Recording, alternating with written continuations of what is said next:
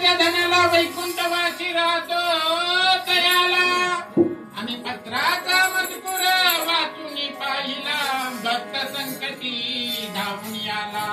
हे वेळी वाकुडी सेवा माझी गोड करून प्रभू घेतील काय आणि अज्ञानामुळे बालक म्हणून हात मस्तकी धरतील तुझे भजन कसे करावे राहून समजला नाही आणि तुझे भजन तूच करुणे दया वाटली नाही कोणी माना कोणी मानू नका याचा मुळे काय आणि भगवंताची सर्व लेकरे एक पिता एक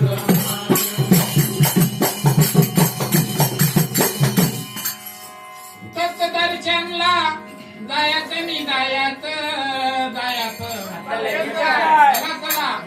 पंत दर्शनला जायचं मी जायचं आम्ही पण येणार चला की मग अरे आनंद पोटात माझ्या गाडीला होय अरे आनंद पोटात माझ्या नरसुबाची वाडी राहिली काय अरे आनंद पोटात माझ्या असं करूया